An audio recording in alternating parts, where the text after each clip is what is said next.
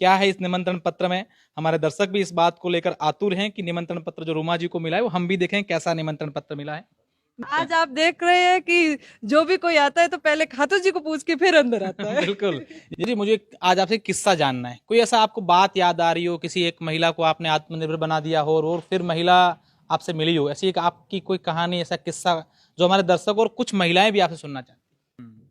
एक छोटे से गांव से निकल करके न जाने कहां कहां से लेक्चर देख करके आ गए और आप वहां भी जा रहे हैं, बड़ा अच्छा लगता है। और को अपन ये कार्ड दे के नहीं बेच सकते। अच्छा, ये स्पष्ट लिखा है भाई, कोई सिफारिश नहीं कर, रुमा जी आप जा रहे हो मेरे को भी ले जाओ, मैं आपके साथ चलने नहीं, बिल्कुल ये अलाउ नहीं है। हाँ। और ऐसे तो नहीं चलेगा। मैं महिला हूँ, आप महिला हैं, तो आप मेरे से बात करिए। तब इन्होंने अपने संघर्ष की बात बताई कि मेरे हस्बैंड की डेथ हो गई है और उनके इलाज में काफ़ी सारे पैसे भी लग गए हैं। मेरी 3 साल की बच्ची थी तब उनके पिता की डेथ हो गई और हमारे घर चलाना बहुत मुश्किल है। काफ़ी कठिनाइयाँ आई हमारे सामने, लेकिन अब मुझे काम करने के लिए भी घर से बाहर नहीं जाना होता है। ये जेठानी के साथ में आए थे, तो फिर मैंने उनको बोला कि आप दोस्तों, निस्वार्थ भाव से आप अगर परोपकारी के काम करते हैं तो वो काम आपको किस मुकाम तक ले जाए इसका अंदाजा आप लोगों को नहीं होगा। आपने कभी सोचा भी नहीं होगा कि हम जिस तरीके से निस्वार्थ भाव से दूसरों के हित के लिए काम कर रहे हैं, वो काम कहीं ना कहीं ऊपर वाले के खाते में उसकी गिनती हो रही है और हमें वो कहां से कहां तक पहुंचा सकता है। ऐसा ही एक उदाहरण आज मैं आपको दिखाना चाहूंगा। मेरे साथ रूमा देवी है, डॉक्टर रूमा देवी। बाड़मेर के एक छोटे से गांव में इनका जन्म हुआ, 8वीं तक पढ़ाई की और उसके बाद इनकी शादी भी हो गई। जीवन यापन बड़ी मुश्किल से चल रहा था कि इनको किसी ने बताया कि एक एनजीओ है जहां पर आप अपने हाथों से सिलाई करके कुछ बना सकते हो और उसके बदले में आपको पैसे भी मिल जाएंगे। हालांकि इनके परिवार में कई लोग काम ऐसे करते होंगे, वो जुड़े और उसके बाद ऐसे जुड़े कि वही नहीं बल्कि 30,000 महिलाएं आज डॉक्टर रूमा देवी का नाम सुनते ही खुद को गौरवान्वित महसूस करती हैं कि रूमा देवी ने हमें वो दिया है जिसका हम कब से इंतजार कर रहे थे। यही कारण है कि रूमा देवी को राष्ट्रपति के हाथों से नवाजा गया हो।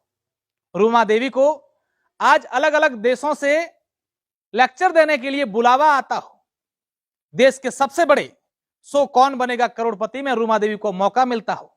कई सेलिब्रिटी रूमा देवी के साथ मिलती हो और आज रूमा देवी भी किसी सेलिब्रिटी से कम नहीं है, क्योंकि रूमा देवी को अब रामलला के मंदिर के प्राण प्रतिष्ठा कार्यक्रम में न्योता मिला है।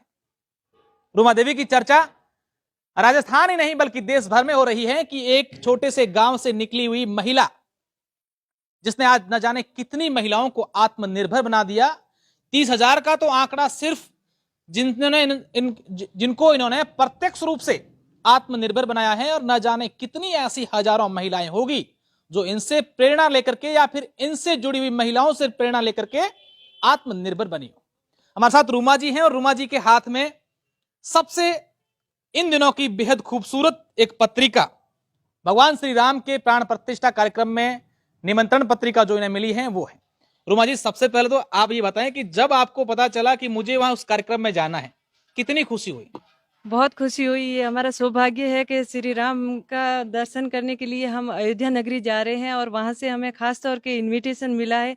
तो मैं सभी की आभारी हूँ कि इस तरीके से मुझे इनविटेशन भेजा है और मुझे ये सौभाग्य प्राप्त हुआ है।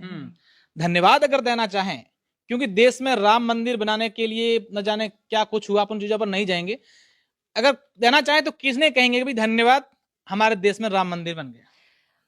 अभी प्रेजेंट में तो हम मोदी जी का ही धन्यवाद करते हैं कि इस तरीके से उन्होंने संघर्ष करके हमारा राम मंदिर बनाने का काम है वो पूरा किया है। एक छोटे से गांव से निकल करके न जाने कहां कहां से लेक्चर देख करके आ गए और आप वहां भी जा रहे हैं, बड़ा अच्छा लगता है। जी बिल्कुल, बहुत अच्छा लग रहा है कि हमें वहाँ जाने का मौका मिला है और श्री राम प्रभु के दर्शन करने का मौका मिल रहा है। अच्छा रूमा जी, मेरा एक सवाल है कि आपने कभी सोचा था कि भी इस तरीके से मेरे साथ सब कुछ हो जाएगा? एक गांव की महिला ने तमाम चीजें देख ली जो उन्होंने कभी सपने में भी नहीं सोचा होगा। क्या इसके पीछे रीजन है? देखिए, हमने तो हमारा काम जारी रखा था, जो हमें मेहनत करनी चाहिए वो जारी रखी थी, क्योंकि मुझे ये मालूम नहीं था कि हमें इस काम के लिए कोई अवार्ड भी मिलेगा या इतने बड़े प्लेटफॉर्म पे हम जा पाएंगे। लेकिन हमने जो हमारा काम की शुरुआत की थी उसको जारी रखा और हमेशा नवाचार करते रहे।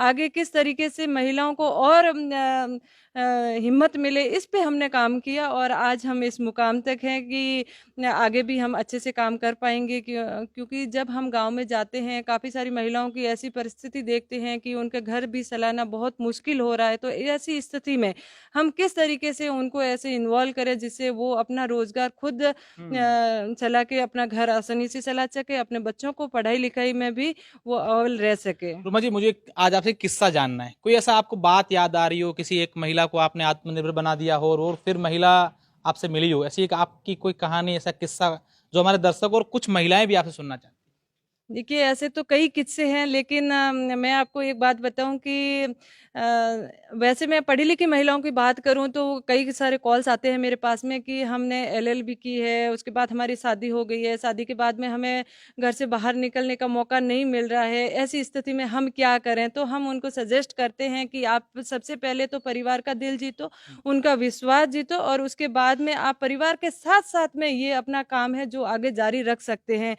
कई महिलाएं डिप्रेशन में आ जाती है, वो जल्दी से निर्णय ले लेती है कि परिवार के साथ में हम रह के नहीं कर सकती, लेकिन मैं हमेशा उनको यही बोलती हूँ कि अगर अपन जॉइंट फैमिली में रह के काम कर सकते हैं, वो अलग रह के नहीं कर सकते हैं, क्योंकि जब भी हमारे पास में बच्चों की जिम्मेदारी होती है या घर की जिम्मेदारी होती है तो बड़े बुजुर्ग जो हमारे घर में रहते हैं तो वो घर आसानी से संभाल लेते हैं और हम बाहर जाके जो अपन को करना है वो काम कर सकते हैं। लेकिन अपन को एक बात का ध्यान रखना है कि जो हम काम कर रहे हैं उस पे अपन खुद को पूरा विश्वास होना चाहिए कि हम ये काम सही कर रहे हैं। बिल्कुल। रुमा जी, बड़ा अच्छा बोल लेते हो और एक फ्लो में बोल लेते हैं। कब, मतलब ये पहली बार जब बोले तो लगा था थोड़ा अंदर से कि मैं बोल रही हूँ और ये पता नहीं क्या कैसे बोल पाऊंगी? देखिए, शुरुआत में तो काफ़ी झिझक होती थी, लेकिन अब तो काफ़ी अच्छे-अच्छे प्लेटफ़ॉर्म पे जाके बोलना होता है, क्योंकि जब तक हम हमारे संघर्ष के बारे में या काम के बारे में और लोगों को नहीं बताएँगे, तब तक लोगों को ये मालूम नहीं होगा कि लोग किस तरीके से काम कर रहे हैं। मेरे पा अभी 2-4 दिन पहले यहाँ पे प्रोग्राम था महिलाओं का, गाँव से महिलाएँ आई थी, तो कुछ महिलाएँ बहुत अच्छा काम कर रही है, लेकिन वो बता नहीं पा रही कि हम दूसरों को बताएँ। लेकिन मैंने उनको बोला कि जब तक अपन अपने संघर्ष के बारे में लोगों को नहीं बताएँगे तो लोगों को पता नहीं चलेगा। तो मैं महिलाओं को समझाती हूँ कि जो भी हम काम कर रहे हैं वो और बहनों को बताएँ, ताकि वो भी समझ सके कि इनको देख के हम भी आगे और अच्छा काम कर सकते हैं। बिल्कुल, मैं रुमा जी से सवाल ये इसलिए ऐसे कर रहा हूँ क्योंकि इनको देख करके और महिलाएं आगे आएं। जरूरी नहीं कि आप इसी क्षेत्र में आए, किसी भी क्षेत्र में, घर के काम में, किसी और काम में, पढ़ाई में, खेल में, एक इनसे देख करके आपका एक बात मैं आपसे कहना चाहूँगी, हमारे सामने खातू जी बैठे हैं। हम्म। तो आज से 7 साल पहले जब खातू जी महिलाओं के बीच में बैठे थे घूंघट में, तो मैंने उनसे बात करने की कोशिश की, इन्होंने मेरे से बात नहीं किया। तो मैंने कहा ये बात क्यों नहीं कर रही है? तो जो इनको सवाल पूछ रही हूँ वो पास वाली बता रही है। तो मैंने कहा ऐसे तो नहीं चलेगा, मैं महिला हूँ, आप महिला हैं, तो आप मेरे से बात करिए।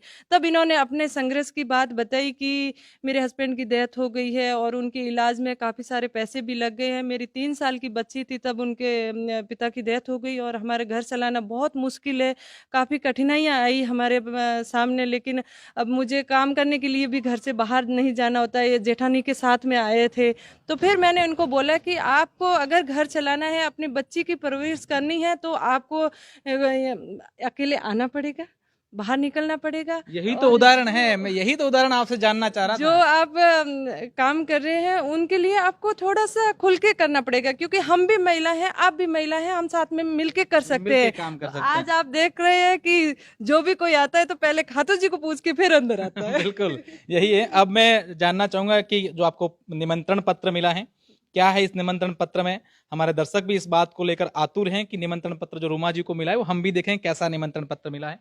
बिल्कुल, ये निमंत्रण पत्र है श्री रामलला का महाप्रसाद आगमन एवं प्राण प्रतिष्ठा वशिष्ठोत्सव, हम्म। और ये होने जा रहा है 22 जनवरी 2024 को राम जन्मभूमि तीर्थ क्षेत्र अयोध्या में। अयोध्या में ये कार्यक्रम जो जी। हो रहा है, ये इस पत्रिका में जी, ये लिखा गया है। जी, इस हाँ, पत्रिका में ये लिखा गया है और आगे उसके ये बाद पूरा ये हाँ, कालकत्य है जो वहाँ पे जिस संघर्ष से इन्होंने काम किया है। वो पूरा लिखा गया भाई काल जी, करते क्या क्या क्या क्या किस क्या काल में क्या हुआ है, बिल्कुल। और आगे का अगर पत्र देखें तो आगे का पत्र है, इसमें ये लिखा है कि वहाँ पे वशिष्ठ कौन अतिथि कौन मेहमान होंगे, हाँ, गरिमामय उपस्थिति और समय क्या रहेगा, ये सारी चीजें इसमें लिखी गई समय है। लिखा हुआ प्रधानमंत्री है। नरेंद्र मोदी जी होंगे, जी। मोहन भागवत जी होंगे, आनंदीबेन पटेल जी होंगे, योगी आदित्यनाथ जी होंगे और ये और महंत नृत्या पॉल जी होंगे, नृत्य गोपाल दास जी होंगे। हाँ। तो इस तरीके से ये प्रोग्राम है और साथ में जिनको इनविटेशन किया है उनका भी नाम लिख रखे हैं कुछ लोगों के।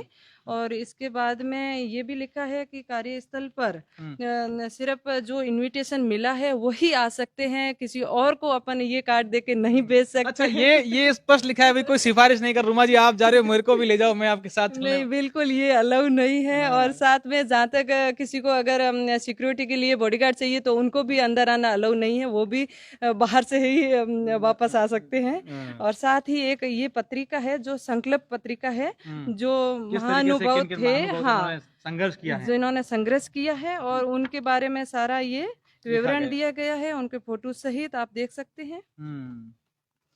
और इसके साथ में एक वाहन पास भी दिया गया है। पास भी दिया गया है। वाहन पास अभी यहाँ यही था। हाँ, एक मिनट।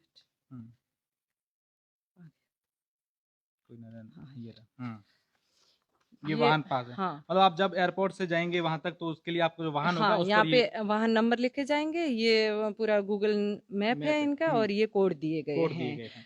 बिल्कुल, आप देखिए ये 22 जनवरी को जो अयोध्या में राम मंदिर की प्राण प्रतिष्ठा होगी, उनके लिए बाड़मेर की रुमा देवी को निमंत्रण मिलना सिर्फ बाड़मेर वासियों के लिए नहीं, राजस्थान वासियों के लिए नहीं, बल्कि तमाम उन महिलाओं के लिए, तमाम उन लोगों के लिए एक संदेश है कि आप संघर्ष करिए, परोपकार कीजिए, किसी और का भला कीजिए, तो न जाने आपको भी कहीं से कैसा बुलावा आ जाए।